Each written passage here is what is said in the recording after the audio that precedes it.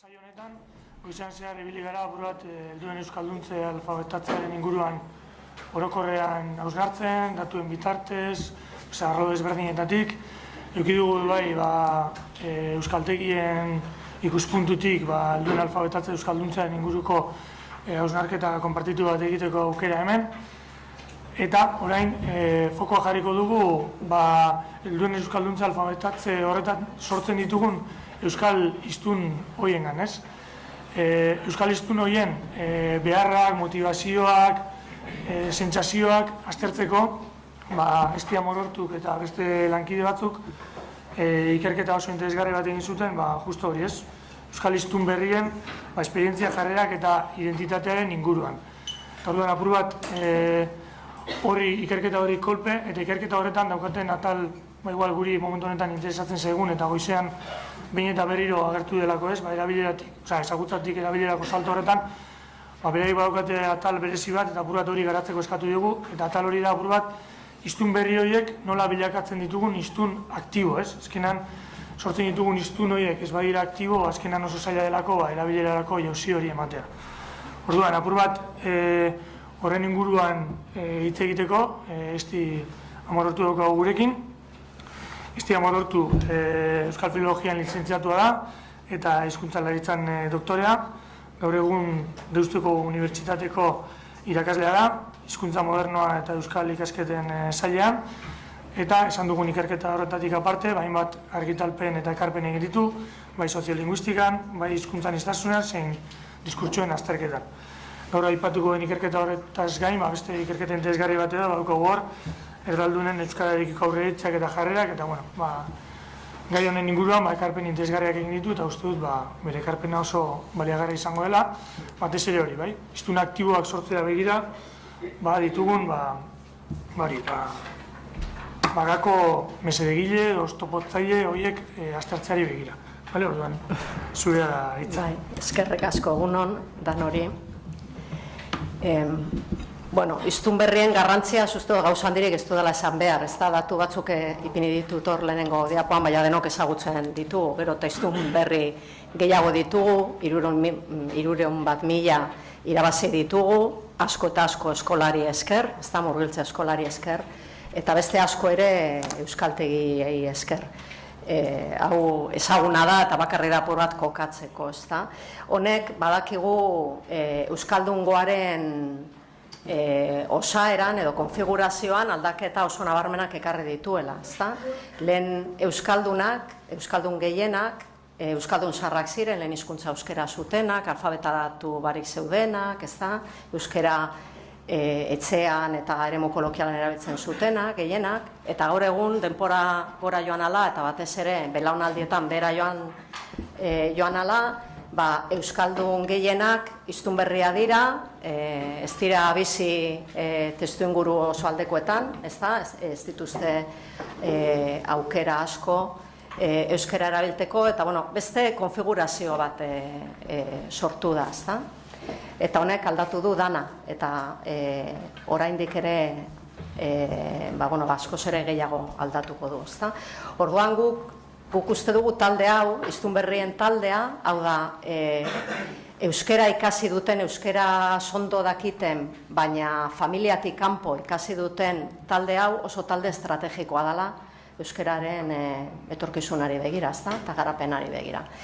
Gaur egun, aurkezpenean esan den bezala, ikerketa baten berri ematera nator, baina ikerketa horretako datu danak ez ditut aurkeztuko jakina. Orduan, aukeraketa bat egin dugu, eta orduan gure gaurko helburuak hor dituzu, ez da? Hiztun berriak euskaren hiztun aktibo bilakatzea ahalbidetzen edo eragozten duten faktoreei buruz hitz egingo dugu, eta baita eta bereziki autokontzeptua eta hiztunek lortzen duten hizkuntza identitateari buruz. Horiek dira gure bi helburuak.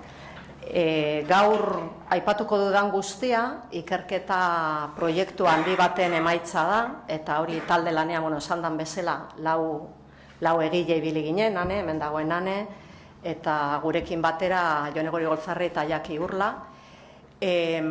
Eta ikerketa honen berri emango dizuet lehenengo oso labur apurako katzeko gero aurkeztuko ditudan datuak, bale?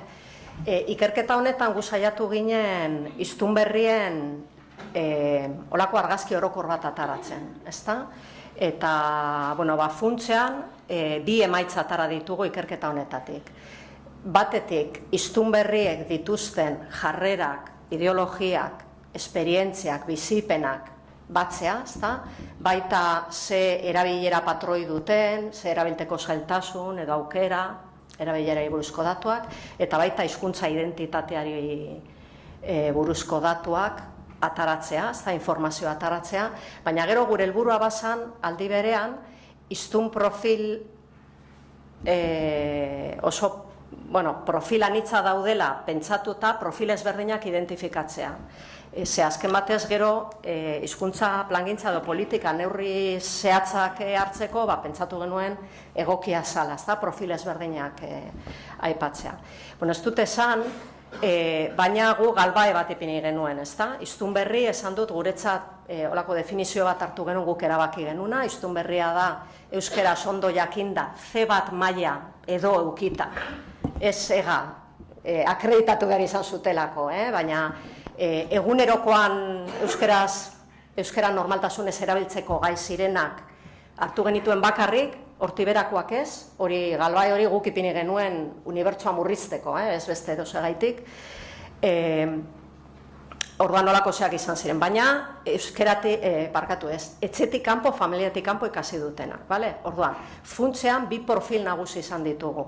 Batetik, euskaltegian ikasitako helduak, edo beste modu batera zan da, parkatu. Heldutan euskaltegian ikasitakoak, eta horiek gure lagin honetan, gure ikerketa honetan, 40 urte inguru edo sarragoa dira, batzuk izan ditugu oraintze bertan gazteagoa diranak eta oraintze bertan euskaltegia daudena, baina gehienak izan ziren orain dela urte batzuk euskaldundu zirenak. Hala ere, urengakoak usteot interesgarriak izango direla zuontzat. Baina gu eskara zentratu zuek gaur egun daukazuen ikasle profilean, ikerketa honetan. Eta gero bestalde, beste talde nagusia da gazteena, ezta? Murgiltzeari esker, eskolari esker ikasi dutenena, eta horiek 40 urtetik berakoa dira, ezta? Baina gaur batez ere helduei buruz hitz egingo dut, eta datuak gehien bat ez danak, baina asko helduei buruzkoak izango dira. Orduan, beste kontu importante bat, ikerketa proiektua esan dut oso handia izan zala, bi alde izan zituen, bi fase eta bi metodologia ezberdinak, ezta? Lehenengo azterketa kualitatibo oso zabala egin genuen, eztabaida talde eta elkarrizketa bideratuen bidez, eta datu guzti horiek aztertu genituen, eta hor lan egin genuen 70 bat partaidekin, ezta, modu kualitatiboan, sakontasunez, eta gero hor analizia horren ondorioz atara genituen emaitza batzuk, guk interesgarrien edo ikusi genitunak, pasatu genituen galdesorta, galdesorta batera, modu kuantitatiboan ere neurtu ahal izateko. Orduan, hemen aurkeztuko ditudan datua, denbora guztian ibiliko naiz kualitatibotik kuantitatibora eta alderantziz ere bai. Datu danak Euskadi mailakoak dira, eta partaidea dira 18 urtetik 55 bitartean. Kualitatiboan 70 bat partaide izan genituen, eta kuantitatiboan lagin ordezkatzaile bat Euskadiko biztanleriaren Iztunberrien ordezkatzaile izan daiteken 300 lagunek osatutako lagina. Orduan, gure kontua da, ia hori euskera ikasita, baina hiztun bihurtzen diren, ezta? Hori da kontua, ezta? Orduan, lehenengo erabilerarekin hasiko gara. Azterketa kuantitatiboan, galdetu genuen, zenbat erabiltzen duzu, ezta? Eta hor daukazue, badagoela nahiko jente, ezta? Edo nahiko hiztun berri, erdaraz, euskaraz baino gehiago erabiltzen dutenak, erdia, ezta? Eta beti erdaraz hitz egiten dutenak ere asko dira, 20 bat edo. Orduan, erabilera, ez da hain altua, ezta? Bada, baina ez da hain altua. Orduan, erabilerari buruz, hiztun aktibo bihurtzeari buruz berba egiteko, aktibazioa, orain aktibazio berba erabiltzen dugu, ezta, euskalgintzan. guk ere erabiltzen dugu hiztun aktibo bihurtzea, eta hiztun aktibo bihurtzeko prozesua, prozesu bezala ikusten dugu. Hori aztertzeko, baliatu gara Katalunian beste soziolinguista batzuk asmatutako, proposatutako kontzeptu bat eta hori da, mudantza edo mudaren kontzeptua. Pujolar eta bere lankideek azaldu zuten, eurak ere aztertu zuten hau, katalanenarekin, eta arduan, eurek azaldu zuten, hiztun batek beste hizkuntza bat bere repertorio linguistikoa sartzen duenean, euren ikerketaren ondorioz konturatu ziren hori normalean egiten dutela bizitzaren une kritiko batzuetan. Eta arduan, bi ideia horiek lotu zituzten, hiztun aktibo bihurtzea prozesua eta bizitzaren une kritiko batzuk zehaztu zituzten, non salto hori ematea edo mudantza prozesuan aurrera egitea eraginkorra izan daiteken edo ohikoagoa izan daiteken. Guk hori ere aztertu genuen eta ikusi genuen gure laginean, gure partaideen artean, une garrantzitsuenak hor agertzen direnak zirela. Batetik bizileku aldaketak, hau da, herri euskaldun batera joatea, bizitzen, jente gutxiri gertatzen zaio, gertatzen zaionari surte handia dauka, bikote harreman bat azterakoan oso momentu egokia da, guraso bilakatzea ere bai, seme-alabekin zerikusia duen guztia oso motibatzaile ona da, harreman sare berriak egitea, askotan hiztun berriek salto hori eman dutenak esaten dute, nik salto eman nuen jarduera honetan hasi nintzanean, edo kirol honetan, edo talde honetan. Eta gero, azterketa kualitatiboan ikusi genuen behin da berriro agertzen zala beste ideia bat, guk deitu genuena kontzientzia hartu nuenean. Kontzientzia, ze kontzientzia euskararen egoeraz eta nire erantzunkizunez kontzientzia hartu nuenean. Eta ikusi genuen hori, ezala bizitzaren une kritiko, ezala bizitzaren une jakin baten, edo ze momentutan gertatu daitekela, baina askok eta askok ideia hori zutela, edo aipatu zutela, salto eman zuten momentuarekin identifikatuta. Orduan, une hauek pasatu genituen kuantitatibora, eta ikusi genuen zeintzu diren sarrien agertzen diren momentuak. Jakina eskolan ikastolan azterakoan aipatu zuten gazte denek, baina hori ezberdindu behar dugu, noiz hasi nintzen euskeraz ikasten, da noiz hasi nintzen benetan hiztun aktibo. Ez dugu datu hori hartzen hiztun aktibo bihurtzearen pareko. Baina gero bitu, urrengo aipatu zana, izan zen euskaraekiko kontzientzia hartzerakoan, hori da urrengo, lehenengoa, nik esan nuke hori dela lehenengoa, gehien aipatu zana, gero lagun euskaldunak egiterakoan, euskaltegia, barnetegia asko aipatzen da baita, bai hori da apur bat eskolan lehenengoaren parekoa, interpretazio aldetik, eta gero ja berago beste batzuk, lana eta jarduera berriak eta bar. Jarraituko dugu.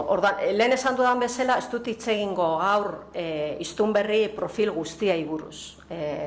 Hiru profiletan zentratuko naiz gaur, Orduan badaukagu batetik muda egin dutenak, hau da hiztun aktibo bihurtu direnak, eta gero egin ez dutenak. Eta lehenengoen artean ikusiko dugu testuinguru mesedegarrian, hau da euskera asko erabiltzen da, euskera erabilteko aukera asko dagoen testuinguruan bizi direnak, ikusiko ditugu, baina baita testuinguru aukerak berez ematen ez ditu, testuinguru soziolinguistikak aukerak ematen ez dituen testuinguruan bizi diren batzuk ere gai dira salto hori emateko, eta horiek ere ikusiko ditugu. Eta gero, baita ikusiko dugu, testuinguru mesedegarrian bizi izan da ere, gai izan ez direnak, muda hori egiteko. Ikusiko dugu prototipo batzuk, adibidez, Mari Jose deitu dugun emakumea. Mari Jose 41 urtekoa zen datuak jaso genituenean, Bilbokoa da, euskaltegian hasi zen ikasten unibertsitatean zegoela, Deustuko Unibertsitatean euskalera kaslegoan, eta gero Bermiora eskondu zen, Bermioko euskaldun zahar batekin eskondu eta Bermiora joan zen bizitzen.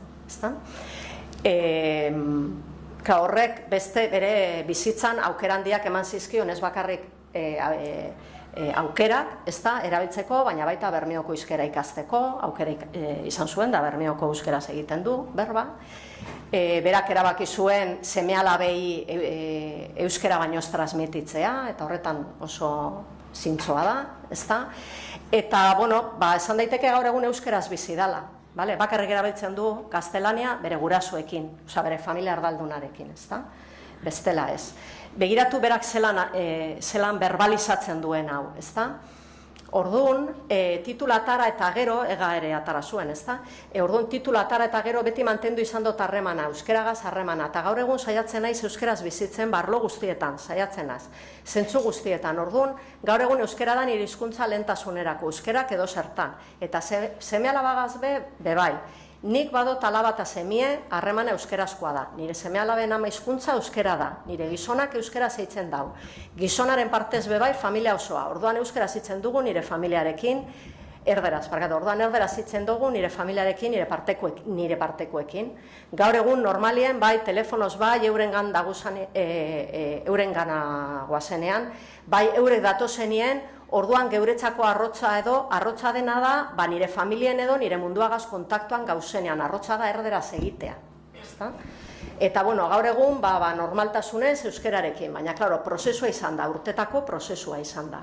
Bere muda prozesu hori, bera prozesu moduan ere azaltzen du, ezta? Orduan, Mari Jose moduko hiztunen ezaugarriak zeintzu dira. Testu inguru mesedegarrian bizi dira, ezta? Gizarte sari euskaldun garrantzitsuak dituzte, esanguratsuak eurentzat, oso intimoak, hurbilekoak, seme-alabak, bikotea, familia, lagunak, euskera erabiltzen dute harreman horietan. Asko konpromiso handia dute, egia da, eta euskararekiko jarrera oso positiboa eta oso proaktiboa, beste batzuk, ez daukaten jarrera proaktiba, baina nahikoa egiten zaie jarrera reaktiboarekin, testu inguru euskaren aldekoa denez, jarraitzen dute eta euskera asko erabiltzen dute. Bestalde, profil honetako beste ezaugarri bada oso gaitasun ona dutela. Ez bakarrik objektiboa, hori guk neurtu genuen partaide guztien, kualitatiboko partaide guztien gaitasuna ebalatu genuen objektiboki, baina ez hori bakarrik, hiztun berri hauek oso gustora sentitzen dira euren gaitasunarekin, ez dute arazorik, ondo asebetetze maila ona daukate. Eta ganera, normalean lekuan lekuko hizkerara asko hurbiltzen dira, eta ez bakarrik ulertu, asko hurbiltzen dira berbaz. Zalantza barik, hiztun hauek mudantza edo muda egin dute, eta uste dugu betiko dela, eta beste profil badaukagu, beste prototipo bat, hemen beste pertsona badaukagu, Loreto, 35 urtekoa, Gasteizen bizi da, gurasoak kanpokoa dira, bardin da, aeredoan ikasi zuen, eta 16 urterekin erabaki zuen euskaltegira joatea, berak nahi izan zuelako, euskaltegian ikasi zuen, egatera zuen, berak kontatzen du garai hartan ikasi zutela, badakizue giro politiko berezia zegoela, oso ondo pasatzen zutela, joaten zirela kutsira poteoan, apurra giro horretan ikasi zuen berak, eta nahi izan zuelako, motibatuta, eta garai batean oso gustora eta arro sentitzen zen bere euskera mailarekin, jakina. Baina, gaur egun urte batzu pasatu dira, gaur egun administrazio publikoan lan egiten du, udalean lan egiten du, eta gaur egun zaitasun handiak ditu erabiltzeko. Lanean esaten du lankidek ez dutela nahi, ezin duela, lanetik kanpo erderak inguratuta bizi da erabat, ilobarekin saiatzen da, ume txiki batekin egiten, baina mama ardalduna dagoenean orduan ere ezin da, zailtasun handiak ditu, eta sentitzen du gaitasuna galtzen ari dela eta atzera egiten ari dela, eta hori dela eta oso frustrazio handia sentitzen du. Bere berbak apur bat entzuteko, berak zelan esaten duen, nire giroa erdalduna da, lanari begira ni saiatzen naiz, baina jentea paso egiten du, hemen nire lankide zaila da, euskarara pasatzea da plus bat eskatzea, eta jentea ez dago prest. Orduan, tamutzen naiz, gaizki sentitzen naiz, uste du gehiago egin dezakedala euskarari begira, baina ez daukat aukera handirik. Mintzalagun, ez dakit ezagutzen duzuen, beti hartzen dut papera, bai aurten ingo dut, ez da, izena emango dut, baina egia esan da, gero milaka gauzetan sartuta nago, eta ez daukat aztirik. Bilobarekin euskeraz bakarrik hitz egiten dut, eta gero nik adibidez, lanean beti, telefon hartzen dudanean beti esaten dut. Haurtzaintza zerbitzua, bai esan, bestaldetik euskeraz hitz egiten badu, bani jarraitzen dut euskeraz. Baina normalean jenteak hemen ez du erabiltzen. Hori da nire, ez dakit nola esaten den, euskeraz, baina kaballo de batalla. Dakigunok ez dugula bultzatzen. Bera, txarto argi dago, sentitzen dela eta frustrazio handia sentitzen duela. Bueno, Loreto moduko hiztunen ezaugarriak zeintzu dira, bat testuinguru soziolinguistikoz mesedegarretan bizi dira, normalean euskaltegian ikasi dute eta ez dute ia erabiltzen, ikasketa prozesua utzita gaitasuna galtzeko arrisku handia dago eta askok esan dute galtzen ari direla, euren gaitasun mailarekin momentu honetan ez daude gustora, batua baino ez dute erabiltzen, ez da, baina hori ez da aparteko, euskalki bat ez izatea ez da arazoa eurentzat normalean, batzu barneko motivazio eta kontzientzia handia dute, beste batzu jarrera epelagoak, baina kontua da jarrera apurra proaktiba izan da ere eta aleginak egin da ere inguruak eta zirkustantziek ez dietela laguntzen bat ere. Eta orduan erabiltzeko aukera oso gutxi dituzte eta esan dudan bezala frustrazio, errudun sentimentu negatibo horiek nagusitzen dira eta askoren artean, ez denen artean, baina askoren artean. Ez dute ikusten irtenbiderik, ez da? Eta argi dago pertsona hauek ez dutela egin mudantza, ez da? Ez dire, igual, bere garaian hiztun bihurtu ziren, baina orain alderantzizko mudantza egin dute, ez da? Bueno, hirugarren profil bat. Iñakik 53 urte ditu, Gasteiztarra da baita, euskara ikasgai moduan ikasi zuena ereduan, bere bai, baina momentu baten erabaki zuen euskaltegira joatea. Ez da, 18 urterekin, urtebete eman zuen euskaltegian, eta gero erabaki zuen, nahiz eta euskara maila ona ez eukan, erabaki zuen unibertsitateko ikasketak euskeraz egitea, berak erabaki zuen. Ez da, nahiz eta irakasleren batek esan zion, ezekiela euskara nahikorik hori egiteko. Egin zuen, orduan berak esaten du bere ikasketa prozesua, ikasketa kontziente prozesua hor amaitu zala, euskaltegira zan gehiago itzuli, baina ikasi zuela erabiliz. Gero ikusiko duzu esaten duen. Baina horretaz aparte, bikoteak aipatzen ditu, bikote euskaldunak, gaur egundan bere bikotea eta bere seme-alaben ama hiztun berria da, baita, baina harremana euskeraz egin dute, eta orduan etxean euskeraz erabiltzen dute, seme-alabei euskera transmititu diete, etxean euskera egiten dute, lanean ere euskera eta gaztelana biak erabiltzen ditu, baina sareak ditu, ez bakarrik familia artekoa, familia oso importantea da, familia txikia eta porra zabalagoa bere bai, bere gaitasunarekin ez dauka inongo arazorik, oso gustura sentitzen da, batua egiten du, baina euskalkiak ulertzeko gai dela dio eta ez daukala arazorik, gaitasun aldetik, eta, oso pertsona kontzientziatua da, esan dezagun, ez da? Ganera, euskarari ematen dion balioa ikusteko, badirazgarria da, esatea, berarentzat, motivazio bat euskara ikasteko, izan zala familia transmisioan etenaldia gonzala, eta hori berreskuratzea, ez da? Kateari ustea eta oso harro dago. Bere berbak, zuzenean, ez da? Urtebete nintzen euskaltegian eta urteak aurrera, ez du gehiago euskara ikasi, bai erabili. Izan nintzen pizkat kamikasea, hasi nintzen unibertsitatean euskeraz, karrera euskeraz egin nuen, gero bikoteak edo bikotek bazekiten euskaraz eta euskeraz egiten genuen, ala nola parrandaz, zen gehien bat mintzalaguna gure kabuz, ez? Eta hortik aurrera bikotearekin eskondu, bikoteak nik baino gutxiago zekien, baina hala ere alegin duzan, eta azkenean gure arteko hizkuntza harremana, hizkuntza euskara bihurtu zan. Seme-alabak izan, haiek ere ama hizkuntza bezala euskara, eta hortik aurrera, gehien bat gurean hitz egiten da euskara familian, ez bakarrik gure etxean, arreba batek ere badaki, semeak ere, eta orduan etxeko hainbat lagunekin euskaraz egiten dugu guztia. Hau da, harreman hizkuntza aldatu du arrebarekin ere bai, argi dago, ezta? Eta beste familiako beste batzuk. Zeintzu dira hauen ezaugarriak, testuinguru mesedegarrian bizi ezarren, gai izan dira sareak egiteko, baina normalan jarrera oso proaktiboarekin, sareak aurkitu edo sortu dituzte, ahalegin handiak egin dituzte batzuk sareak sortzeko, bere ikaste prozesuan ikaste kontzientea da euskaltegia, baina baita erabilera, ez da, hasieratik oso fuertea, asko erabiltzen dute, gaur egun, neurri batean, neurri txiki baten, bai esan daiteke, Gasteiz baten ere, bizi daitekela neurri txiki baten euskeraz, eta normalean barneko motivazioa dute eta euskararekiko kontzientzia oso handia, eta oso jarrera proaktibo handia, lehen esan dudan bezala, eta oso autokontzeptu ona, ez daukate inongo problemarik, euren euskaldun bezala zeiztu motarekin sentitzen diren, zelan sentitzen diren, identifikazio horretan ez daukate arazorik, ez da, mudantza egin dute.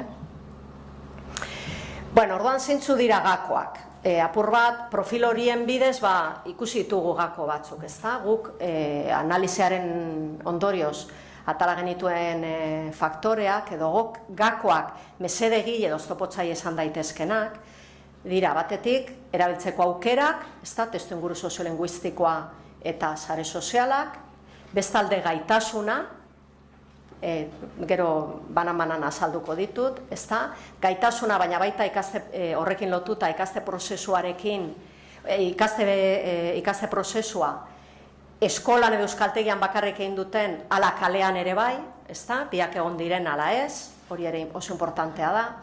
Eta gero, kontzientzia, euskararekiko balioa, konpromisoa, jarrera, zelako jarrerak dituzten, horrek ere eragiten du oso modu argian, gako importantea da. Eta honek danak, dakar, iztuna, azken batez, bere autokontzeptu jakin bat eukitera, ez da? Edo benetako euskaldun sentitzera, edo ez sentitzera, ez da? Euskaldun legitimo sentitzera, edo bigarren mailako zeozer, edo falta zaion zeozer sentitzera, ez da? Orain, apurka-apurka banan-banan ikusiko ditugu lau gako horiek, ez da? Gakoak aipatu ditut, orain ingo salto berriro kuantitatibora, eta gero bueltatuko naz kualitatibora. Kuantitatiboan, galdetu genuen gutxi edo oso gutxi, euskera gutxi edo oso gutxi erabiltzen dutela esan dutenei, galdetu diegu zer dela eta erabiltzen duzu gutxi euskera. Eta hauek dira, aipatuen edo agertu diren arrazoiak. Ohitura, gaztelaniaz egiteko ohitura daukadalako, testuinguru soziolinguistikoa, inguruan ez delako hitz egiten, gu geugaitik, ezagutzen ditudan euskaldunek ez didatelako egiten, euskaldunek, euskaldun nosok, ez didatelako egiten, eta erraztasun falta gaitik. Berri ona, edo esango genuke positiboa, niretzako euskera zelako importantea, oso gutxik aipatu dutela, ez da, 10 batek, baina ez duela aipatu. Baina beste batzuk esan ziguten ez nik nahiko txorabetzen dute euskeraz, ez da?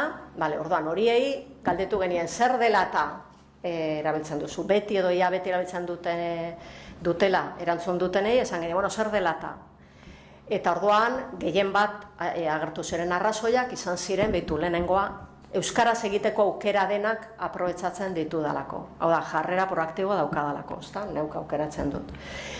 Eguneroko harremanetan euskera asko erabiltzen delako, ez da, sareak ditudalako, ez da? Eta gero beste batzuk, ez da? Baina lehenengoa oso importantea, jarrera proaktiboa. Orain, joango gara purka-purka lau faktore hauek azaltzen, ez da?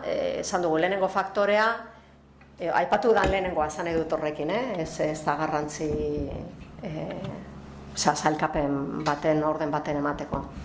Erabiltzeko aukerak, testuinguru soziolinguistikoa, hor beste barik hartzen dira, non jaso genituen datuak azterketa kualitatiboan, ez da, herri izenak, argi dago gune soziolinguistiko baten edo bestean bizi, aukerak asko gutxi direla, ez da.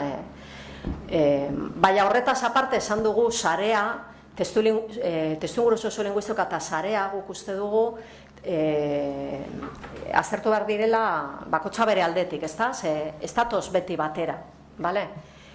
zaren garrantzia azpimarratzeko hemen daukagu Tolosako pertsona batek esaten zuena, ezta? Eta beti, euskararekin ere, guztua bai, baina inoiz enuen saltori ematen, ezta? Bertigoko pauso hori, eneukan inguruan, normalean hitz egiteko, enuen ematen, ezta? Ta apurka hasi nintzen, 15 urterekin, koro baten sartu nintzen, eta orduan ezagutu nuen jente berria, beste zirkulo batekoak, eta hor euskaldunak zeuden, eta hor hasi nintzen, animatzen, da hitz egiten, ezta? Eta apurka hasi nintzen, sareak zabaldu ala, erabilera zabaltzen, ezta? Tolosa baten, bai. Testuinguruak ez du baldintzatzen iztunen esperientzia, ezta? Iñakik hori erakutsi digu, Gasteizen testuinguru taldekoa eta hala ere berak asko erabiltzen du. Baina testuinguraren zailtasunak askotan gaindiezina dira partaide batzuentzat, ezta? Gasteizko beste emakume horrena ikusi dugun bezala, ezta? Bigarren faktorera pasatuko naz, gaitasuna, hau oso gako importantea izan daiteke zuontzako. Gaitasunari buruz hitz egiten dugunean, zesan nahi dugu. Nolako, zelako euskera erabiltzen dudan. Orduan, batzutan esan nahi dute zelako maila daukadan oroar. Nire euskera ez da ona, bai, olako gauzak. Beste batzutan, argi eta garbi esaten dute, jarioa, askotan erabiltzen dute, ez dauka jariotasunik, edo ez daukat erraztasunik. Uste dugu jarioa esan nahi dutela. Ez da, igual euskera ederto dakite, ederto konpontzen dira, baina euren ustez jario nahikorik ez daukate erraztasunik. Askotan aipatzen dute registro aldakortasuna ez daukatela. Batez ere, egoera kolokialekin lagunarteko hizkerarik ez daukatela, olako gauzak aipatzen dituzte, eta hiztun askok ez danak, jakina, baina hiztun askok lekuan lekuko aldaera ez dutela. Eta askotan falta zaidanaren diskurtsoa ditu duguna da. Beti da, falta zait hau, nik ez daukat hau. Begiratzen badugu kuantitatiboan zenbatek esan ziguten gustora daudela euren euskerarekin, ikusiko dugu, ez oso gustora edo bat ere gustora ez, nahikotxo daudela, lautik bat ez dago gustora bere euskera mailarekin.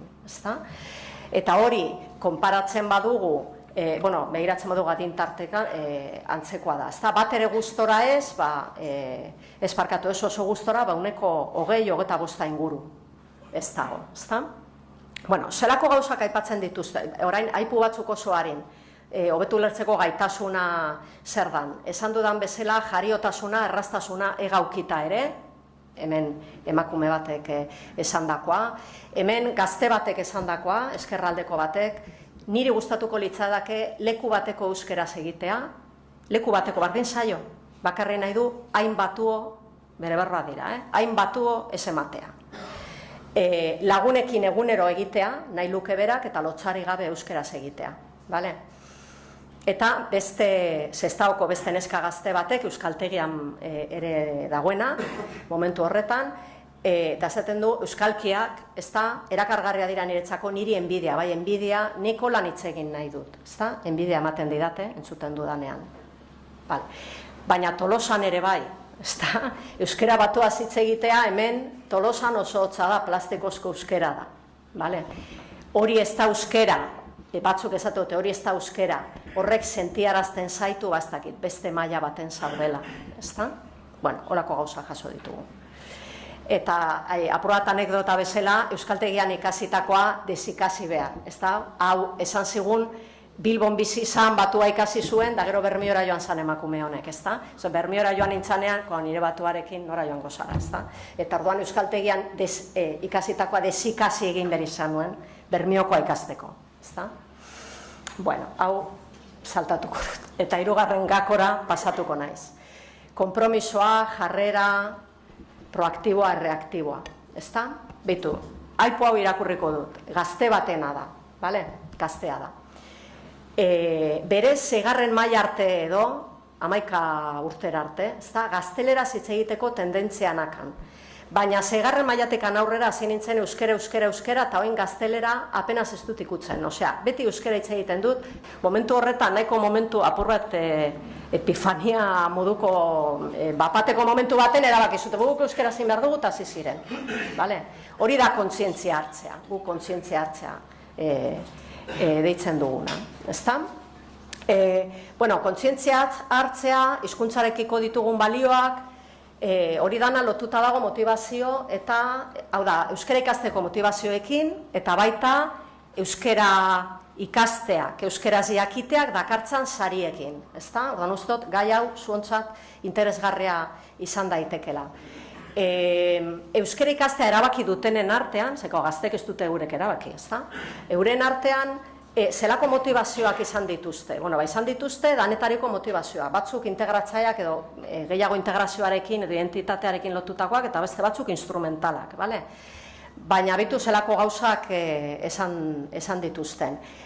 Batzuk ikasi dute kanpo ez geratzeko, edo euskaldunek inguratuta zeudelako, edo euskera bizi berritzeko proiektutik edo movida honetatik kanpo ez dutelako geratu nahi, bale? Euskaldunekiko eta bertoko kulturaekiko errespetu eta konpromisoagaitik ikasi dute beste batzuk. Trantsizio garaiko giro politikoarekin lotuta, askok garai hartan, ezta? Eta beste askok nazio identitate edo abertzaletasunarekin lotuta, ezta? Arrazoi horiegaitik. Instrumentalak, bai, claro, lanagaitik ere askok, ezta? Eta batzuk, bai batzuk eta bai besteak, aldi berean, ezta? Hemen ekarri dizuet euskaltegi bateko irakasle baten hau hausnarketa hau berak egiten duen hau oraintxe Mertzek aipatu du, oso ezagune egingo zaizu, ezta? Berak esaten du, nire lanbidean ikusten dudanagaitik gero eta gutxiago dira, benetan ikasi nahian etortzen direnak, esan nahi du, barneko motivazioarekin etortzen direnak, euskaltegira edo benetan euskararekiko interesa edo kuriosidade edo dutenak. Gero eta gutxiago dira eta oso ikasle bakana dira horrelakoak, ezta? Bueno, hori zuek ere aipatu duzuen.